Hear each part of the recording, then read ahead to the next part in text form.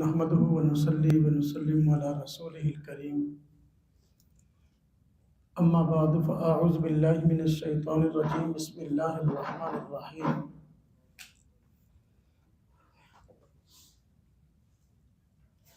إن الدين عند الله الإسلام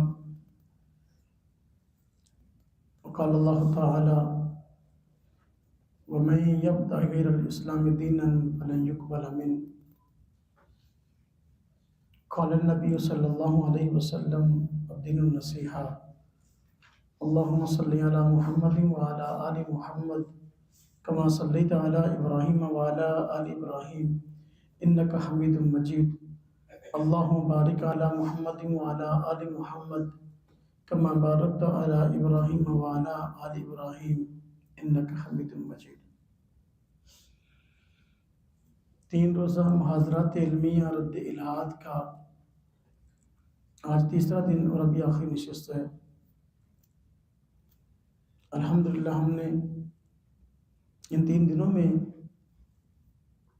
الحاد کا پس منظر، الحاد کے وجود میں آنے کے اسباب اور رب تعالیٰ کے وجود پر دلائل، بلکہ سائنسی دلائل، نبی کریم صلی اللہ علیہ وسلم کی نبوت کی حقانیت، قرآن کریم کی حجیت اور ملحدین کے جو عام طور پر شبہات ہیں ان کے جوابات دیے ہیں اور ان پر تفصیل ذکر ہوئی ہے۔ ابھی مجلس کے اختتام پر ہم ملحدین حضرات کو متوجہ کرتے ہوئے دعوت اسلام دیتے ہیں۔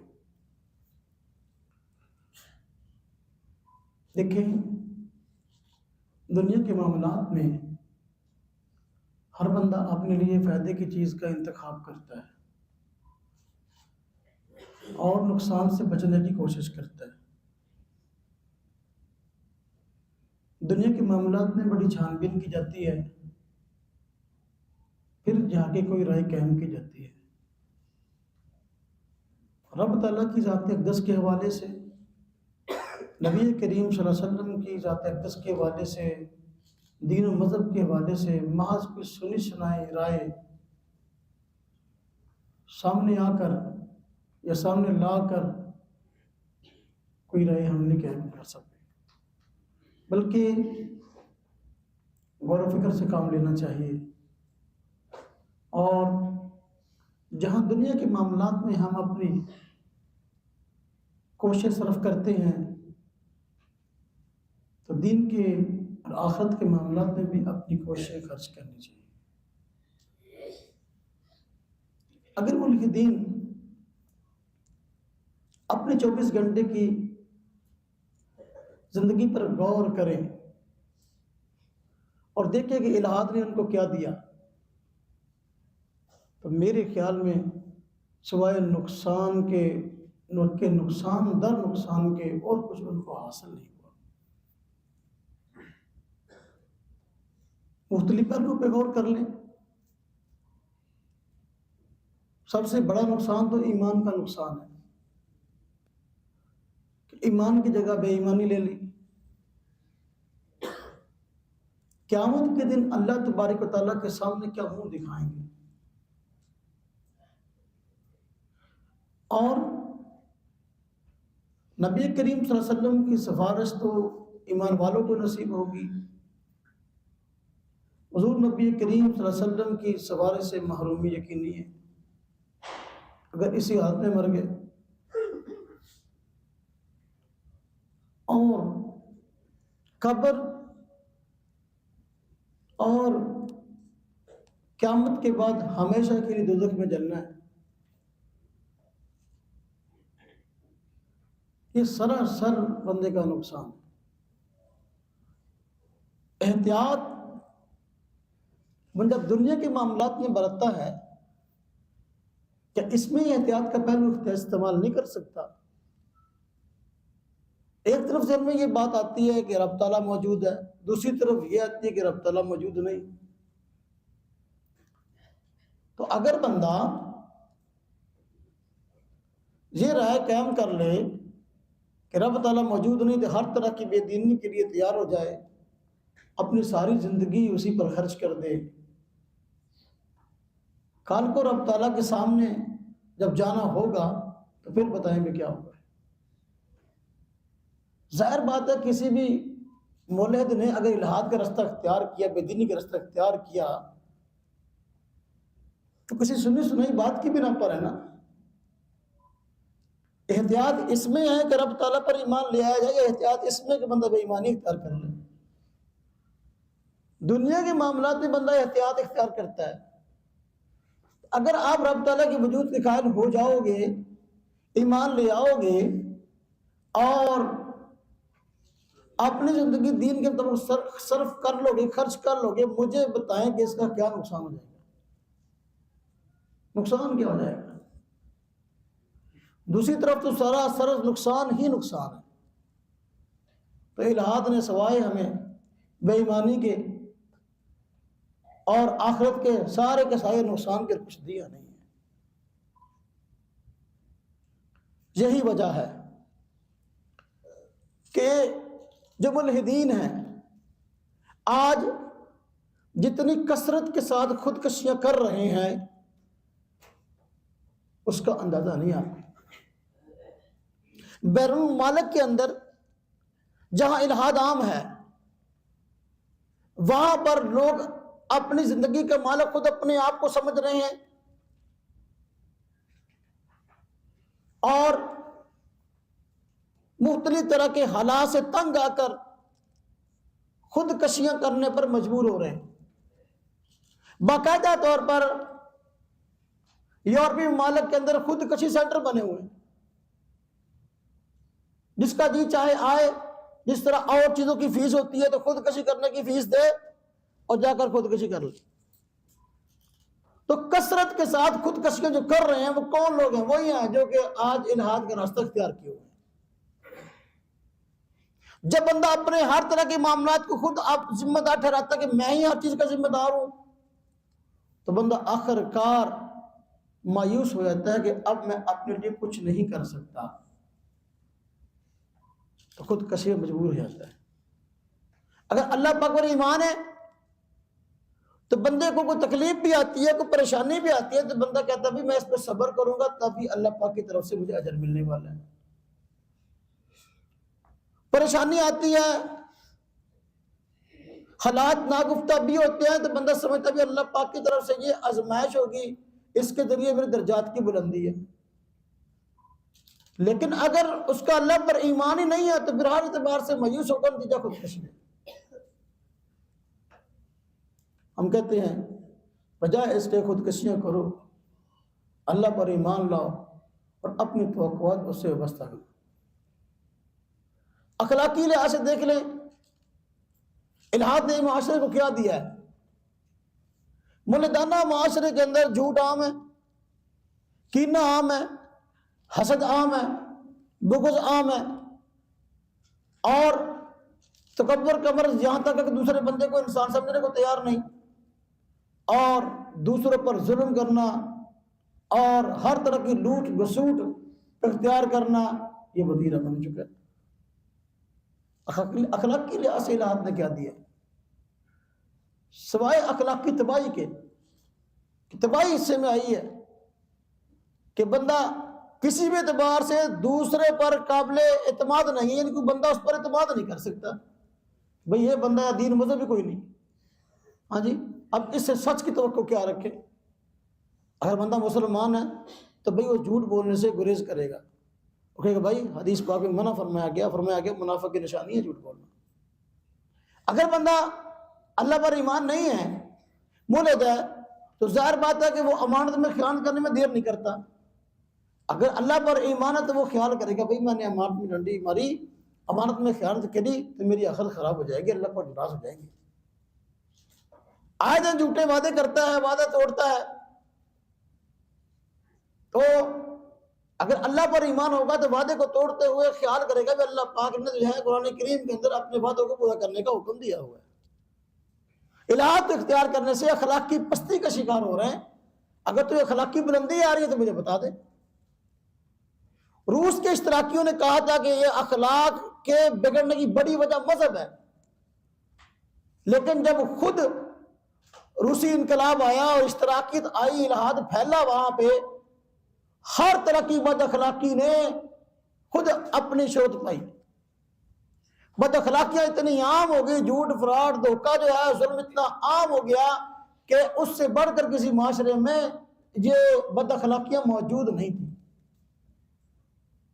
تو مذہب تو اخلاق کا درس دیتا ہے۔ ہمارے پیغمبر حضرت محمد مصطفیٰ صلی اللہ علیہ وسلم وہ تو اعلیٰ اخلاق کے مالک تھے۔ اللہ پاک نے قرآن کریم میں فرمایا وَإِنَّكَ لَعَلَىٰ خُلُقٍ عَظِيمٍ، اور دنیا کو اچھے اخلاق کا درس دیا کہ تم میں سب سے اچھا وہ ہے جس کے اخلاق اچھے ہوں۔ تو الہاد نے کیا دیا؟ بد اخلاقی دی۔ الہاد نے کیا دیا؟ معاشرتی نقصان دیکھ لیں۔ معاشرتی نقصان میں نہ ماں کی تمیز ہے، نہ بہن کی تمیز ہے، نہ بیٹی کی تمیز ہے، اور نہ اپنی اولاد کی کسی قانون کا پابندی نہیں ہے۔ تو بتائیں کون سے رشتہ داروں کے حقوق کا اس کو پتہ ہوگا؟ ایک بندہ دیندار ہے، اس کو پتہ کہ بھئی مجھے اللہ پاک نے والدین کی جو ہے وہ عزت کرنے کا حکم دیا ہے۔ بے دین کیا عزت کرے گا؟ خاک عزت کرے گا؟ اپنی ماں کا کیا احترام کرے گا؟ کیا بیرون ممالک کے اندر جو ہے اولڈ ہوم نہیں بنے ہوئے؟ ماں بیچاری تھوڑی سی کام کاج سے گئی، باپ تھوڑا بہت کام کاج کرنے سے بیچارہ اب رک گیا کیونکہ اب بڑھاپا ساتھ نہیں دیتا، تو ماں باپ کو گھروں سے نکال دیتے ہو، اولڈ ہوم کے اندر بھیج دیتے ہو۔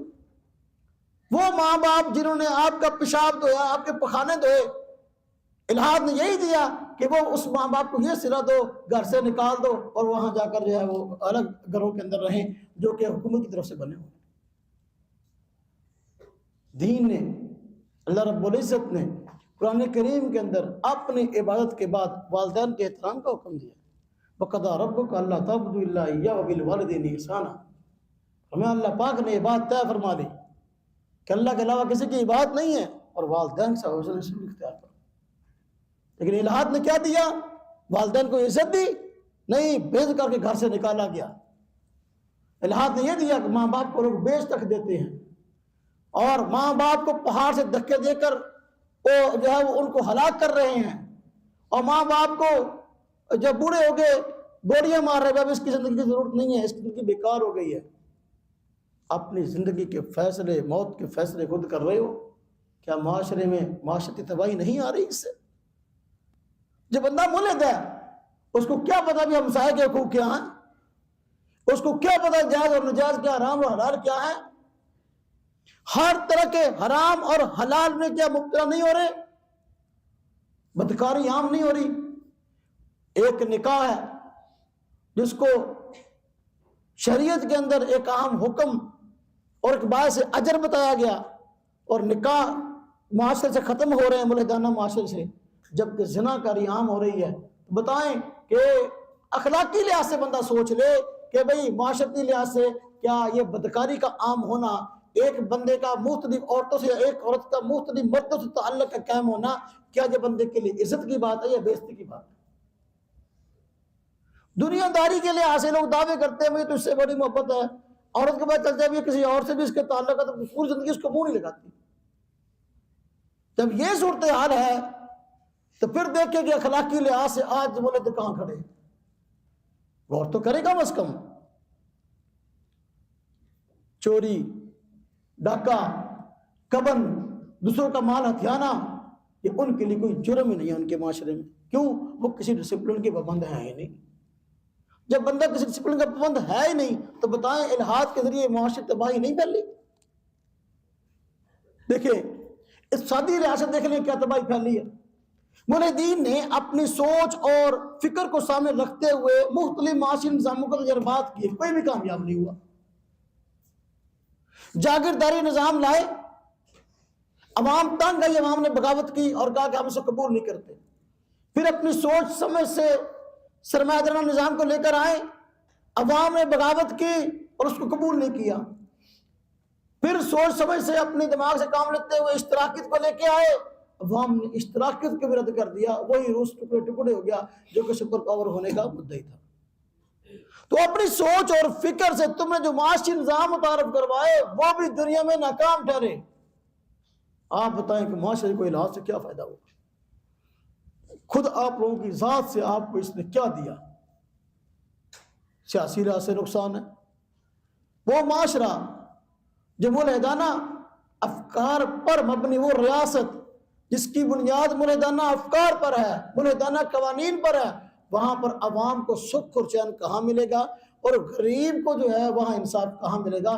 جہاں پر طبقاتی تقسیم موجود ہے، مالدار کے لیے قانون اور ہے، غریب کے لیے اور ہے. غریب کا خون چوسنا اور اس کے حقوق کو پامال کرنا کیا ملحدانہ معاشرے میں عام نہیں ہے؟ مختلف ممالک میں جو ہے جہاں ملحدانہ اپنا یہ پالیسیاں ہیں، ان علاقوں کے اندر کیا غریب عوام اپنی حکومت کے خلاف کھڑی نہیں ہوئی ماضی میں؟ کیا اب کھڑی ہونے کے لیے تیار نہیں ہے؟ جب یہ صورتحال ہے تو پھر غور کریں بھی کون سا زندگی کا پہلو ایسا ہے کہ الحاد نے تمہیں اس پہلو میں یا اس شعبے میں تمہیں سکون فراہم کیا ہو. ہر لحاظ سے بربادی بربادی. اس لیے ہم کہتے ہیں کہ بھائی اسلام کا راستہ اختیار کرو. جو الحاد کے پھیلنے کا سبب تھا وہ بنیاد یہی چیز تھی کہ جو ارد گرد مذاہب پائے جاتے تھے وہ ان کے عقائد اور نظریات وہ تھے جو عقائد اور نظریات کسی آسمانی مذہب کے نہیں ہو سکتے اور خلاف عقل تھے. اس کو ہم بھی غلط کہتے ہیں. لیکن آج ہم کہتے ہیں کہ بھئی اسلام اس دور کا عظیم اور جدید مذہب ہے اور جدید دین ہے. اس کو اختیار کر کے دیکھ لیں. آپ غور کریں، اس کا کوئی پہلو ایسا ہو، ایسا شعبہ ہو کہ جو باقی مذاہب سے ممتاز نہ ہو اور اس کی الگ شان نہ ہو اور معاشرے کے قابل نہ ہو، تو بتائیں. اسلام ہے، اپنے اندر ایسی خصوصیات رکھتا ہے، اپنے اندر ایسے فضائل کمال رکھتا ہے، دنیا میں کسی انسان کو اس کو قبول کیے بغیر عذر نہیں ہو سکتا اور بندہ انگلی نہیں اٹھا سکتا بھی اسلام کا یہ شعبہ ایسا ہے کہ یہ ہمیں مطمئن نہیں کر رہا. آپ دیکھیں آج بات آئی ہے دنیا میں دلیل سے بات کرنے کی. اسلام وہ دین ہے کہ جو دلیل سے بات کرنے کا عادی ہے اور اپنے موقع پہ دلیل دینا جانتا ہے، مخالف سے دلیل مانگتا ہے. اور اس سے بڑی اس کی حقانیت کیا ہے کہ خود دلیل سے بات کرتا ہے، اگلے بندے سے دلیل کا مطالبہ کرتا ہے. قرآن کریم میں اللہ رب العزت نے فرمایا یا ایھا الناس قد جاءکم برہان من ربکم وانزلنا الیکم نورا مبینا. اے لوگو، تمہارے پاس اللہ رب العزت کی طرف سے عظیم برہان، عظیم دلیل آ چکی اور ہم نے تمہاری طرف واضح روشنی کو نازل کیا. قرآن کریم لوگوں کی ہدایت کے لیے بہترین روشنی ہے اور اللہ تبارک و تعالیٰ نے اس قرآن کریم کو لوگوں کی ہدایت کے لیے بھیجا ہے اور دلائل سے اس کا کلام اللہ ہونا ثابت فرمایا ہے. اس لیے کہا گیا اس کی کوئی ایک اس جیسی ایک صورت بھی بنا کے دکھا دو، لیکن آج تک کوئی بنا کے نہیں دکھا سکتا. یا کسی انسان کا کلام تو نہیں ہے. تو اسلام وہ دین ہے جو دلیل سے بات کرنا جانتا ہے، پہلے موقع پیش کرتا ہے، پھر دلائل پیش کرتا ہے اور فریق مخالف سے بھی دلیل پیش کرنے کا مطالبہ کرتا ہے. فرمایا قل ہاتوا برہانکم ان کنتم صادقین. آپ فرما دیجئے لاؤ اپنی دلیل اگر تم سچے ہو تو. خود دلیل دیتا ہے، اگر سے دلیل مانگتا ہے. ہم کہتے ہیں دلائل کی روشنی میں آپ سے گفتگو کرنا چاہتے ہیں تو آپ کر لیں. دلیل کی روشنی میں ہم آپ لوگوں کو مطمئن کر سکتے ہیں. آپ آ سکتے ہیں، اپنے اشکالات کو دور کر سکتے ہیں. ہم دلائل پیش کرنے کے پابند ہیں. اسلام وہ دین ہے جو عقل سلیم کے عین مطابق ہے اور فطرت صحیحہ اس کا تقاضا کرتی ہے. قرآن کریم میں اللہ رب العزت نے ارشاد فرمایا ہے فطرت اللہ التی فطر الناس علیہا. یہ اللہ کی طرف سے وہ فطرت ہے جس پہ اللہ نے لوگوں کو پیدا کیا ہے. لا تبدیل لخلق اللہ، اور اللہ کی خلق میں تبدیلی نہیں. نبی کریم صلی اللہ علیہ وسلم کا ارشاد ہے ہر بچہ فطرت اسلام پہ پیدا ہوتا ہے یعنی فطری طور پر، مزاجی طور پر، طبیعتی طور پر جو بچہ پیدا ہوتا ہے تو وہ توحید پر پیدا ہوتا ہے۔ اسلام کا امتیاز دوسرے مذاہب سے توحید ہے، توحید سے پیدا ہوتا ہے۔ یہ الگ بات ہے کہ معاشرتی ماحول کی وجہ سے اس کے والدین اس کو مجوسی بنا دیتے ہیں، عیسائی بنا دیتے ہیں، یہودی بنا دیتے ہیں، وغیرہ بچہ فطرت اسلام پہ پیدا ہوتا ہے۔ تو دین اسلام کی یہ خصوصیت ہے کہ یہ فطرت اسلام کے فطرت انسانی کے عین مطابق ہے۔ اسی طرح ہمیں دین تو وہ چاہیے جو حقوق اللہ کی بات بھی کرے اور حقوق العباد کی بات بھی کرے، اور دین اسلام الحمدللہ حقوق اللہ کی بات بھی کرتا ہے، حقوق العباد کی بات بھی کرتا ہے۔ اللہ کے حقوق کیا ہیں وہ بھی بیان کیے، بندوں کے حقوق کیا ہیں، بندوں میں بھی ہر ایک کو اس کے مقام اور مرتبے پر رکھنے کا قائل ہے۔ والدین کے حقوق کیا ہیں، بیٹی کے حقوق کیا ہیں، بہن کے حقوق کیا ہیں، بیوی کے حقوق کیا ہیں، ماں کے حقوق کیا ہیں، ہمسایوں کے حقوق کیا ہیں، بڑے کے حقوق کیا ہیں، چھوٹے کے حقوق کیا ہیں، یہ سب احکامات اسلام بیان کرتا ہے۔ تو پھر ایسے دین سے کیوں بھاگتے ہو جو حقوق اللہ کی بات بھی کرتا ہے اور حقوق العباد کی بات بھی کرتا ہے؟ دین اسلام کی یہ خصوصیت ہے کہ یہ سارے کے سارے ادیان اور انبیاء کی شریعتوں کا جامع ہے۔ یعنی آدم علیہ السلام سے لے کر سیدنا عیسیٰ علیہ السلام تک جتنے انبیاء اس دنیا میں تشریف لائے اور انہوں نے جو تعلیمات پیش کی، دین اسلام میں ان تمام اپنا تعلیمات کا خلاصہ ذکر کر دیا گیا۔ جامع انداز میں تمام انبیاء کی بنیادی تعلیمات اس میں موجود ہیں۔ تو پھر کیا چاہیے انسان کو، اگر کوئی دین اختیار کرنا چاہتا ہے سوائے اسلام کے، اس کا کوئی اور انتخاب کیسے ہو سکتا ہے؟ اسی طرح دیکھیں آج دنیا میں تباہی آئی ہے وہ راہ اعتدال کو اختیار نہ کرنے کی وجہ سے آئی ہے، افراط اور تفریط کی وجہ سے آئی ہے۔ ہمارے سابقہ مذاہب میں یا اس طرح یہود ہیں اور عیسائی ہیں، یہ افراط اور تفریط کا شکار ہوئے ہیں۔ کسی نے کسی شخصیت کو مانا تو خدائی تک پہنچا دیا، کسی نے اس کو نبی بھی نہ مانا۔ عیسائی ہیں سیدنا عیسیٰ علیہ السلام کو خدا بنا دیا، یہودی ہیں نبی ہونے سے بھی منکر ہو گئے۔ اسلام کے اندر الحمدللہ اعتدال موجود ہے، یہ خصوصیت ہے۔ اللہ پاک نے فرمایا وَكَذَلِكَ جَعَلْنَاكُمْ أُمَّةً وَسَطًا، ہم نے آپ لوگوں کو، ہم نے تم لوگوں کو معتدل امت بنایا ہے۔ تو اعتدال یہ اسلام کی خصوصیت ہے، باقی قوموں کے اندر اعتدال نہیں ہے۔ لہذا اسلام کو اختیار کرنے کی تو اپنے لیے باعث سعادت ہے، اس لیے کہ بندہ اس کو اختیار کرنے سے معتدل مزاج بنے گا، افراط اور تفریط سے بچ جائے گا۔ دیکھیں اسلام وہ مذہب ہے جو جائز شہوت کو پوری کرنے کی اجازت دیتا ہے اور ناجائز سے روکتا ہے، حد بندیاں قائم کی ہیں اس نے۔ آج معاشرتی بگاڑ کا سب سے بڑا سبب جو یہ ہے کہ شہوت کا ناجائز استعمال ہو رہا ہے۔ اللہ پاک نے شادی کی حوصلہ افزائی فرمائی ہے، فَأَنكِحُوا الْأَيَامَ مِنكُمْ فَانكِحُوا مَا طَابَ لَكُم مِّنَ النِّسَاءِ مَثْنًى وَثُلَاثَ وَرُبَاعَ، نکاح کی اجازت دی ہے لیکن بدکاری سے روکا ہے، وَلَا تَقْرَبُوا الزِّنَا إِنَّهُ كَانَ فَاحِشًا، بدکاری کے قریب نہ جاؤ۔ تو پھر ایسے دین کو کیوں اختیار نہ کریں جو جائز خواہش کو پورا کرنے کی اجازت دیتا ہے، حرام کاری سے روکتا ہے۔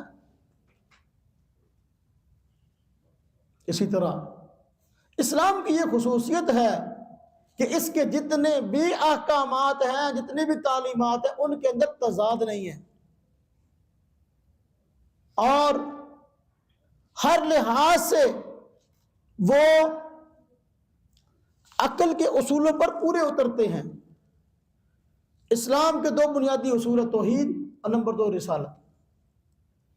توحید کا نعرہ شاید سارے لگاتے ہوں لیکن عملاً اسلام توحید کا قائل ہے، اور جو توحید اسلام کے پاس ہے وہ کسی کے پاس نہیں ہے۔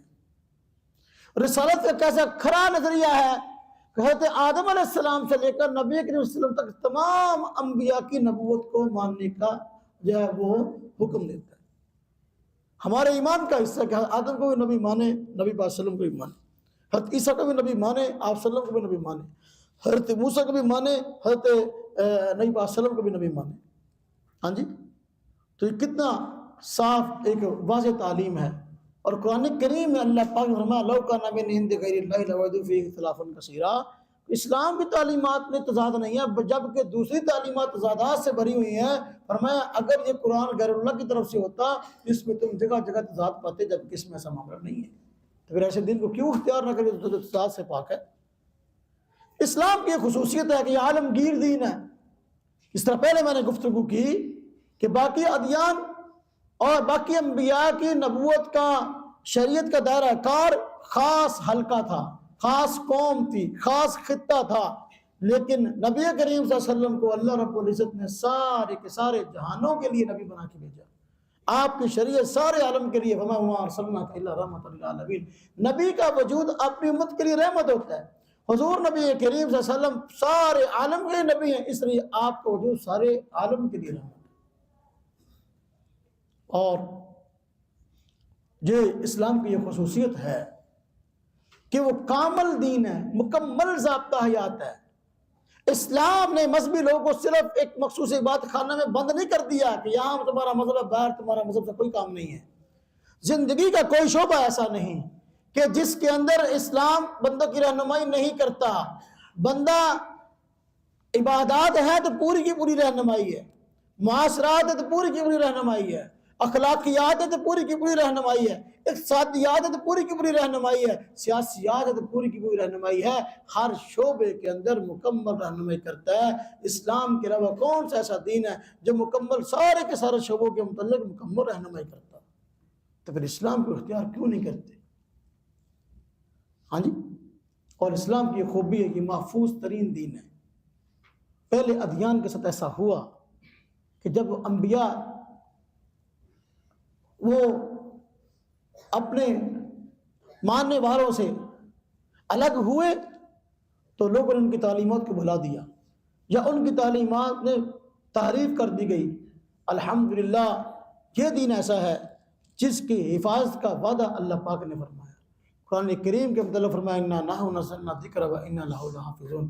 قرآن کریم جس شکل میں آیا آج اسی شکل میں موجود ہے. کیا اہل مغرب والے نے مستشرقین میں مل کر ہزاروں کی تعداد میں پوری دنیا کے اندر قرآن کریم کے نسخوں کو چیک نہیں کیا؟ کمیٹیاں قائم نہیں کی، عالمی سطح پر چیک کیا گیا، کمیٹیاں بنی، آخر کار اس نتیجے پر پہنچے قرآن کریم کے دنیا کے کسی نسخے کے اندر کوئی اختلاف نہیں ہے. یہ تحقیق غیر مسلم تنظیموں کی ہے، ملحدین تنظیموں کی ہے. تو پھر کیا وجہ قرآن کریم کو ماننے سے تمہیں انکار ہے؟ محفوظ ترین دین ہے. جب ایک دین آیا عالمگیر بھی ہے اور محفوظ بھی ہے، ساری کے ساری اس کی تعلیمات، یعنی کوئی زندگی کا شعبہ ایسا نہیں جس کے متعلق رہنمائی نہ ملتی ہو، پھر کیا وجہ کہ آپ لوگ اس کو قبول نہیں کر سکتے؟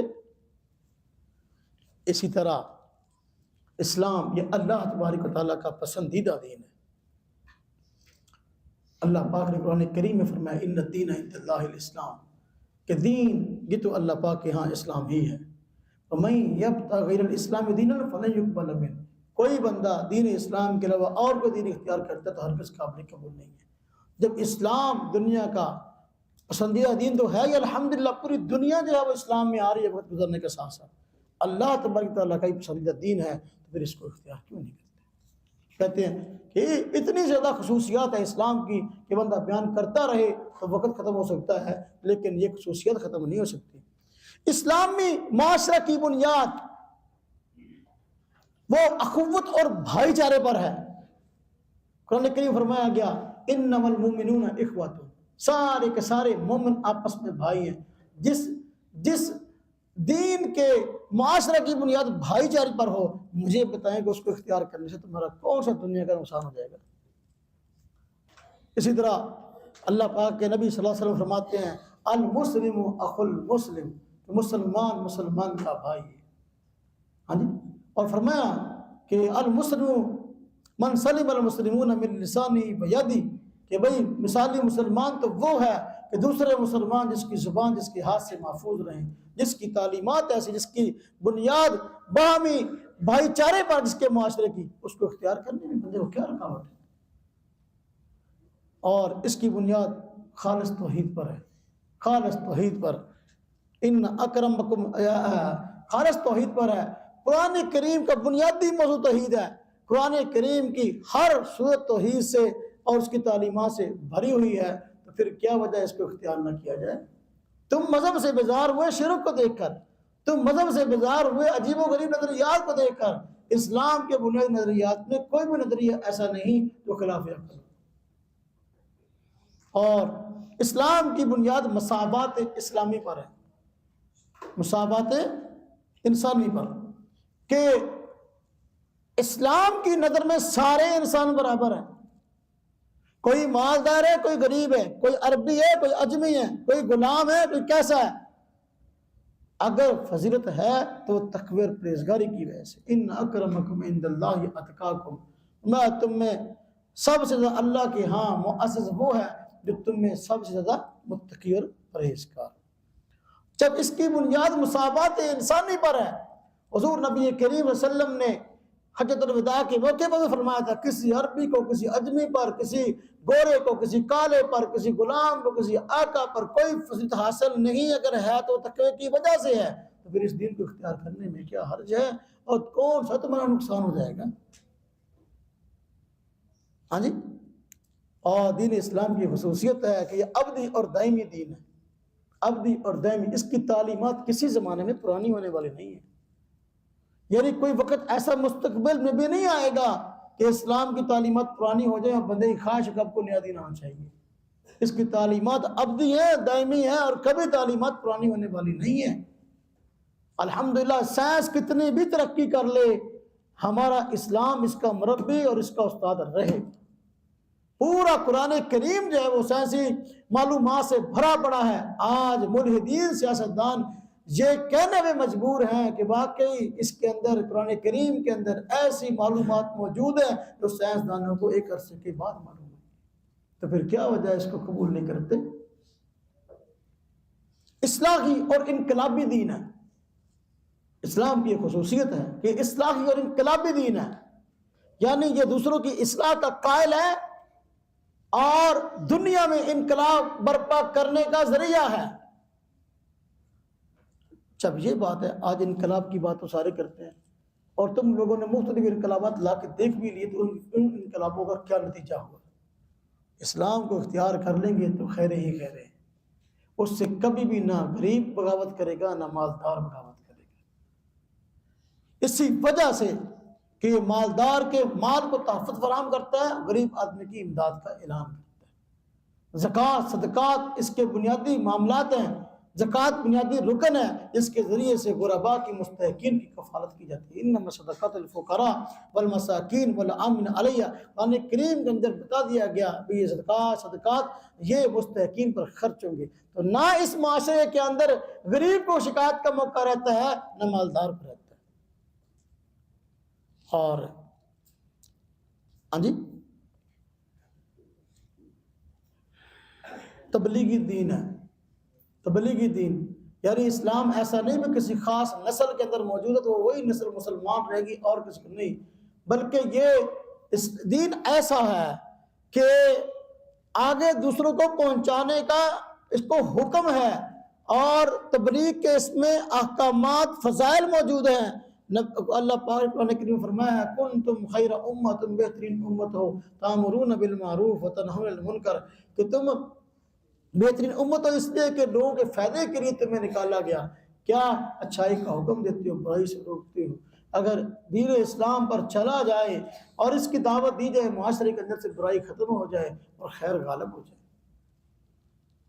اور اسی طرح اللہ تبارک تعالیٰ نے اسلام کو یہ خصوصیت عطا فرمائی ہے کہ اس کی تعلیمات کا اثر بڑا قوی ہوتا ہے، بہت جلدی ہوتا ہے۔ بندہ اسلامی تعلیمات پر عمل کر کے جو دیکھے، ہم کہتے ہیں نماز پڑھ کے جو دیکھو، اللہ کے آگے کھڑے ہو کے جو دیکھو، اللہ کا ذکر کر کے جو دیکھو، استغفار کر کے جو دیکھو، اگر تمہاری شخصیت پر اس کا اثر نہ پڑے تو پھر کہنا۔ جب ایسی بہترین خصوصیات والا دین ہمارے پاس موجود ہے تو پھر اس کو اختیار نہ کرنا گویا کہ اپنی دنیا اور آخرت کو تباہ کرنا ہے۔ بڑے لوگ اپنی آخرت کو تباہ کر چکے اور اپنی دنیا کو تباہ کر چکے۔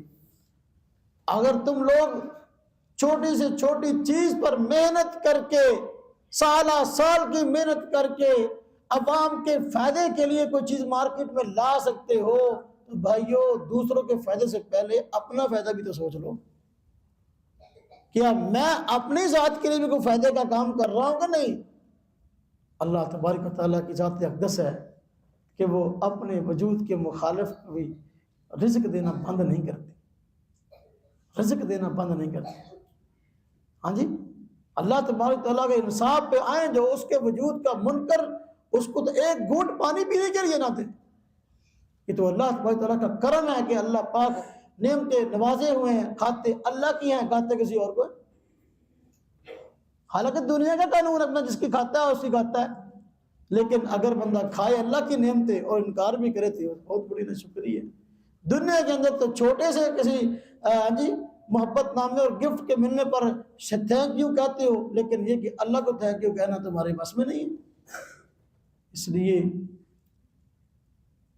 اسلام کا پیغام محبت کا پیغام ہے، اسلام کا پیغام اخوت کا پیغام ہے، اسلام کا پیغام عالمگیریت کا پیغام ہے، اسلام کا پیغام ہر اعتبار سے اعتدال کا پیغام ہے. اس کو اختیار کرنے سے پوری دنیا کے اندر امن ہو سکتا ہے.